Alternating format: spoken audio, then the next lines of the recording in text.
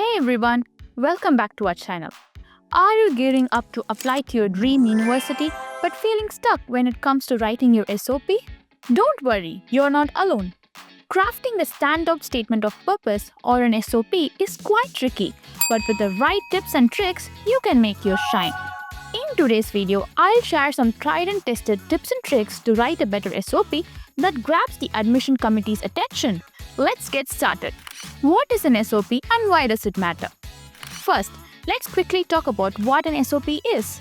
An SOP is your chance to introduce yourself, share your motivations, and explain why you are a great fit for the program.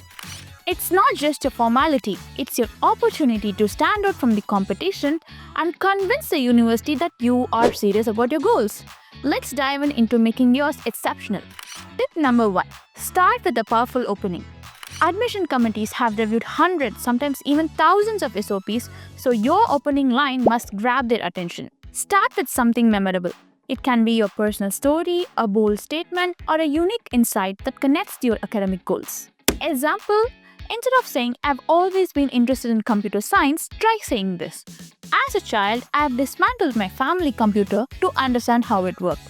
That curiosity has only grown stronger over the years." See how much more engaging it is? Tip number 2. Customize your SOP for each university. A generic SOP won't do the trick. Tailor your SOP for each university by highlighting specific reasons why you're applying to their program. Mention professors, courses, research opportunities, or unique facilities that excite you. This shows that you have done your homework and you're genuinely interested in their institution. Tip 3. Be clear and concise. Your SOP should be to the point. Avoid overloading it with unnecessary details. Stick to the word limit and structure it well. Start with an introduction, your academic background, achievements, career goals, and why you chose the program. Pro tip: write in short, crisp paragraphs. This makes it easier for the readers to follow your story. Tip number 4. Highlight your strengths with examples. Don't just say you're hardworking or passionate. Show it with examples. Talk about specific projects, internships, or challenges that demonstrate your skills and dedication. Quantify your achievement wherever possible. Like, led a team of 5 to complete a marketing project that increased engagement by 30%. Now, let me share a super tip here. Form a mind map. Before you start writing, create a quick mind map or jot on all the key achievements, topics, and skills you want to highlight in your SOP. This way, you won't miss anything important while you're writing in a flow.